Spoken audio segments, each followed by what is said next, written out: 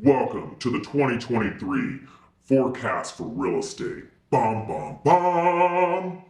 All right. Hi, my name is Dallas with Dallas Estates, and I am here to help you navigate 2023 for your real estate interests or needs. This is my little friend. I haven't quite named him, but I figured to make, everything seem a little bit more evil, I bought a little cat because, Dr. Evil. But anyways, to talk about 2023, what do we have to expect? So where the source of information is coming, with Keller Williams, we really strive on getting as much information as data as possible because we want to inform you as our clients the best that we can, and it also helps us navigate as well because it lets us know about our possible incomes and what we can do to push through. So for this, we have met with some economists that specialize in real estate consulting nationwide as well as locally. We've also met with some of our heavy vendors such as lenders, and we've resourced out of just data that we're pulling from the MLSs, and sometimes we'll even check out websites such as the NAR and the Zillow and just what everybody else is reporting because everybody wants you to be as informed as possible. And there's a lot of things out there that talk about the negatives and where the economy is heading, and this is just meant to help you from a different perspective. So from the aspect that I'm going to be reporting on today, I want you to be informed because I want me to be your go-to for information. Now, I'll be reporting to you just based on what I do believe, based on the information that I've received, and I'm going to relay it as best as possible. Now, we can't really show a lot of slides or play certain information that we've been privy to just because it's content that we have paid for to hear, but it's content that they also sell to other real estate companies for their real estate consulting. So I do apologize for not being able to show actual slides of evidence that we've been shown ourselves. But I did take lots of notes, and so we're going to present that all to you. Now, to go over to the start, where we're hearing about for 2023, whether it's going to be a crash or if it's not going to be a crash. Now, we did hear a lot back in the summer of 2022 that there was a crash coming and to hold off buying and that everything was just about to fall apart. And there are still a lot of people today that actually believe that. Now, from what we're seeing, although we do see a moderate recession, that's what they're saying is coming, not a big one or anything like that, but a moderate recession that is coming, we're still not seeing the possible crash that everybody keeps blowing up on the internet. We're going to see some how home sales fall, of course, but in regards to an actual crash in home values just being absolutely horrible. Now, I can't speak to the rest of the nation, so this is going to be specific to Atlanta and Atlanta Metro. We're just not seeing that. Now, the reason why we're not seeing that for the Atlanta and Atlanta Metro area is because with all of the cities that are out there, Atlanta is ranked one of the best ones. Go figure. It's actually been ranked number one with a few, but if it's not ranked number one, it's at least in the top cities for how the real estate market is going to do in comparison with the rest of the nation. Now, we are going to see some job losses like other parts of the nation are as well, but because we're such a main job source, we're not going to be hit as hard as a lot of these other places. So we're going to see, I think what we're being told is about a negative 0.5 correction, which is about 14,000 jobs that are going to be lost here in the Atlanta area. And the reason why it's not going to be so much of a big impact, aside from that we're just a big job hub, is it has to do with affordability as well. Now, Atlanta, if you're from Atlanta like I am, I'm born and raised, you might have noticed that prices have gone up just a little bit, and what we would consider affordable is no longer affordable. Now, in regards to how it ranks on the affordability chart, we are a little bit above what the affordability is, okay? So we are not considered in the affordable range as far as cities are concerned. We are considered above, but we're not as high as a lot of other cities, so it's still not too bad. Now, they do expect by the time we reach 2025 that the affordability should level out back to where it's supposed to be. So we've got a couple of years. So right now they're thinking we're above the affordability range, and then we'll get back to it come close to 2025. Now, as far as home inventory and what we're thinking as far as prices falling and things like that, it's really hard to tell people where prices are going to go because there are so many factors that are involved. So to kind of give you an idea is there may have been people that did buy in a peak and they way overpaid. But for some reason, because they're in a super desirable area, they're still going to make a profit off of that. So for instance, I had some sellers in Canton that bought in the hype of all the purchases that were going on.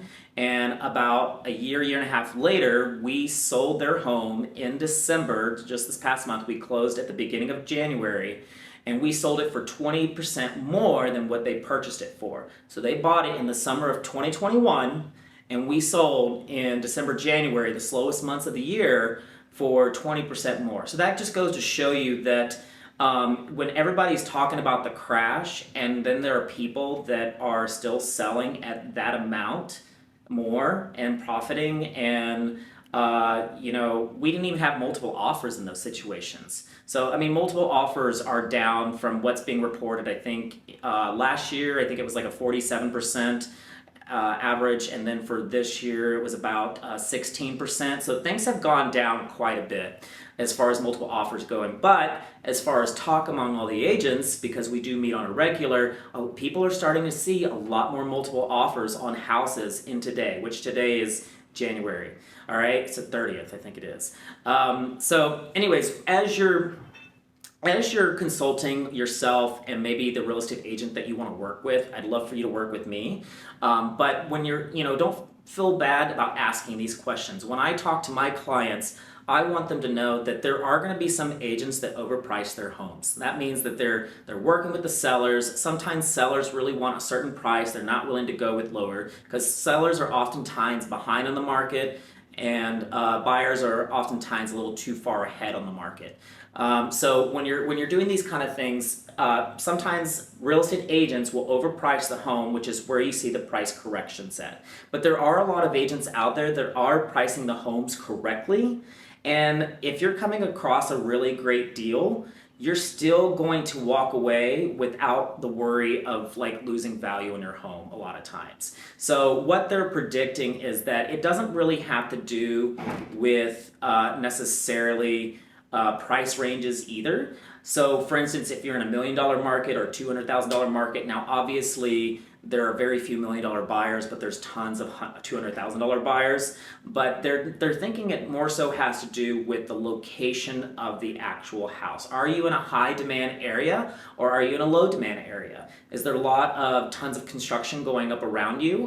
When there's new construction, of course, that's going to bring up the value of your home, but there's going to be a lot more inventory too. So the best thing that I can do is that if you are thinking that there is going to be a crash, again, we don't see that coming. However, we will see some price adjustments in the average amount of sales that are coming up.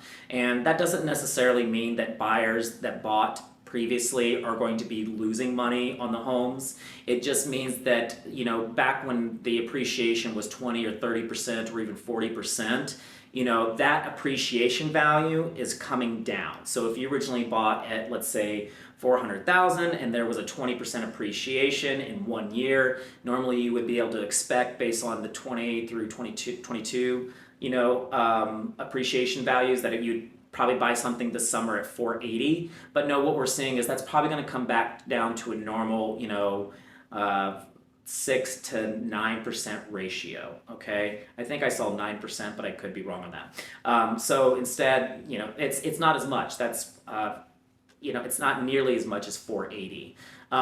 So those are things to look at. So people are still profiting. They're just not making as much money as they were. And when people are seeing these price drops, that's what they're kind of interpreting it as. Okay, so with the rate hikes, it has scared obviously a lot of people, which was intentional. And so what does that mean as far as the market's concerned? Well, everybody believes that these rate hikes are really high. And, for an history perspective, they're really not. They're still pretty great. But obviously, based on recent events, they are pretty high based on what we're used to lately. But going back into it, what does that mean for buyers? Buyers were scared out of the market. Between the market being a crash and what these rate hikes were, a lot of people didn't want to come into a really high, rate market. And what's that forced them to do is stay in the same situations that they've been in, or into, essentially the rental market. It's been forcing a lot of people into the rental market. So when housing economies, don't do so well, the rental economies do. They do amazing. And so you may have seen that instead of the, probably average of a 3 to 6% increase in price rates, which is about the normal for most multifamily communities, you may have seen a lot more. I've heard people where they've gotten hundreds of dollars worth of increases in their rental rates. And the reason why landlords are doing this is because they can. I mean, there are so many people that are coming back into the rental world because they're trying to save money by not going into these higher interest rates, or they're thinking that home prices are going to fall down, so they're going to pay this additional amount of money. So if you're paying, let's just say $2,000 a month for a one bedroom in Atlanta, which we all know that if you find a one bedroom for $2,000 a month, that's pretty good. But that's $24,000 just for easy math in 1 year. And chances are you're probably going to stay there for at least 2 years. So let's just say $24,000 to $48,000 that you're paying in rent in hopes to save when you go to purchase. So I hope that makes sense. Like when you're paying $48,000 in rent, that is money you will never see. There's no way that you could ever get back. Whereas with purchasing, you have the higher probability of being able to accrue some of that back. If not more, sometimes you break even, sometimes it's less. But at the end of the day, you have the possibility of making more money. And people say, well, I don't want to buy a house because what I can get with the kind of apartment I'm getting for $2,000 a month is going to cost like $3,000 a month. And you can't afford the $3,000 a month. That doesn't mean you should continue renting forever to come. The idea is that if you can only afford the $2,000 a month, find something that's $2,000 a month and purchase that. Build the equity in that, and then let that money sink into your pocket so that you can pull it out when you're ready and use it to buy the $3,000 a month, place, or $4,000 a month, however much you want to spend. The first home is oftentimes going to be that stepping ladder, and then when you're in whatever market that you're in, if you're selling, you're going to be buying in the same market. So it's just a lateral move. The only time you ever benefit from the market is if you're buying in for the first time or selling out and going into a different market, whether it's living with family or renting or whatever the case may be.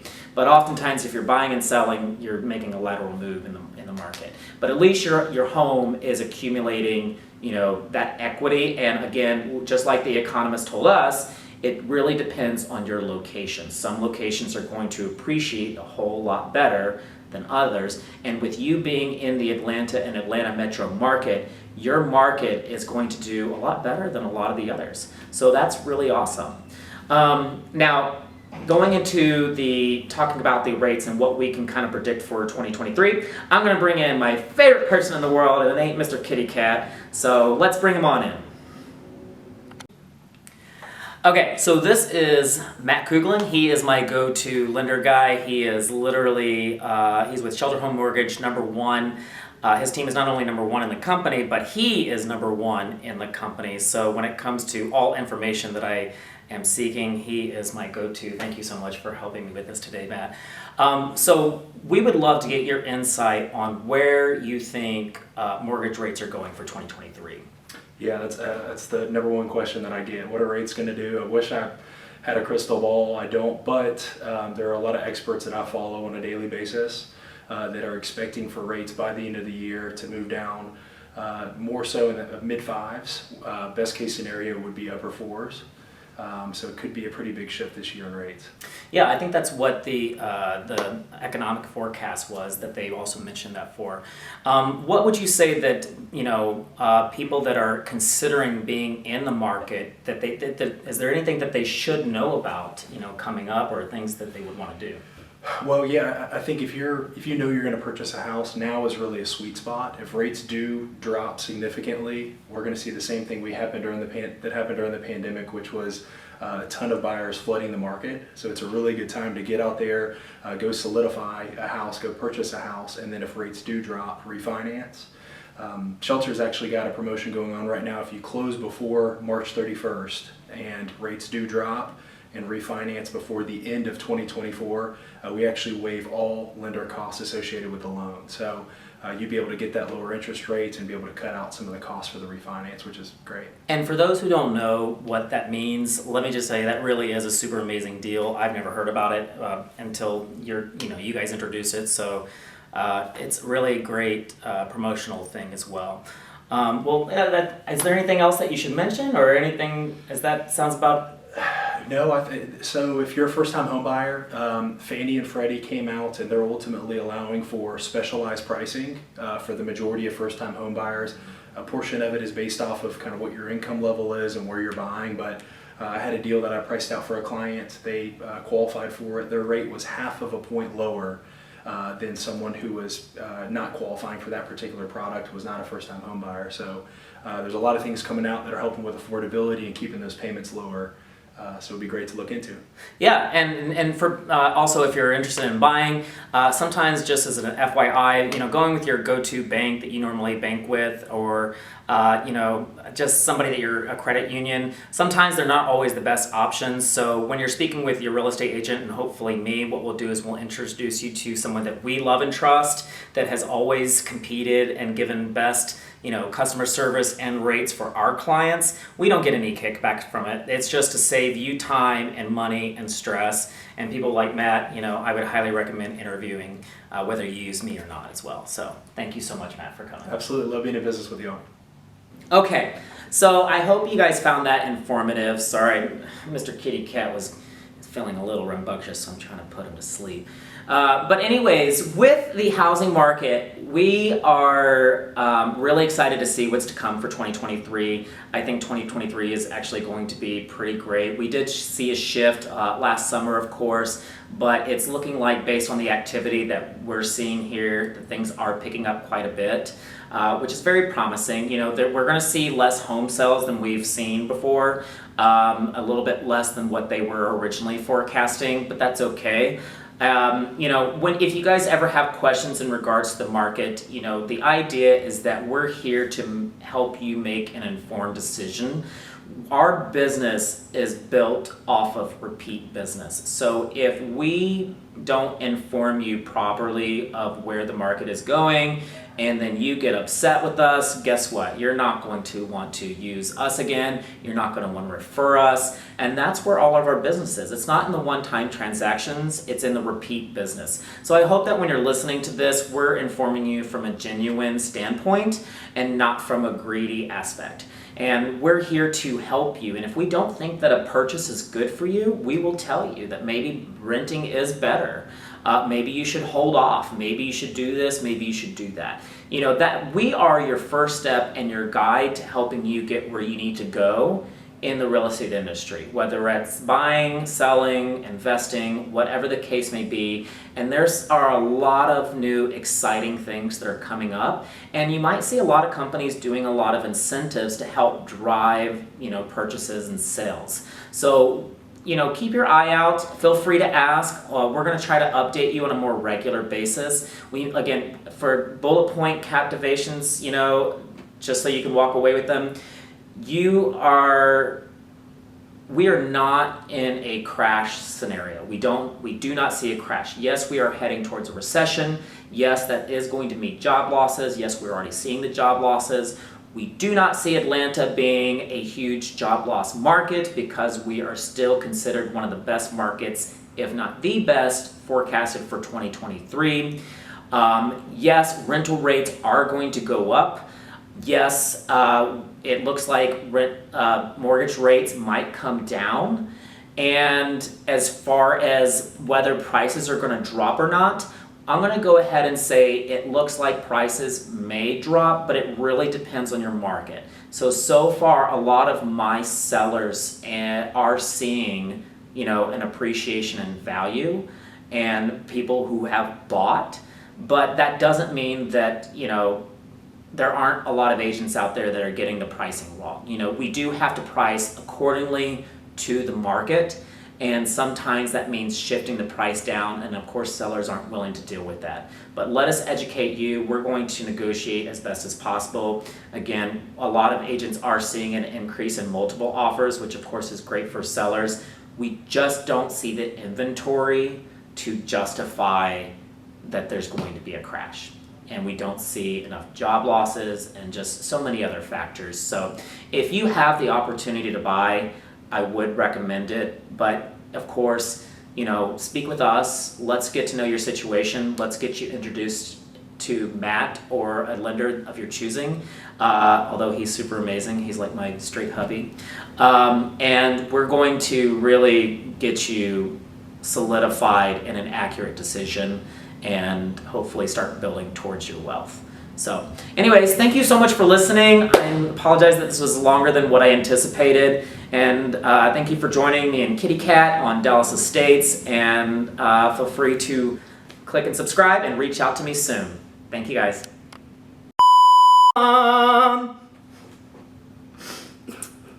Okay. Oh, sorry. I should probably keep going, shouldn't I? Let's try that again. So just breathe, slow it down.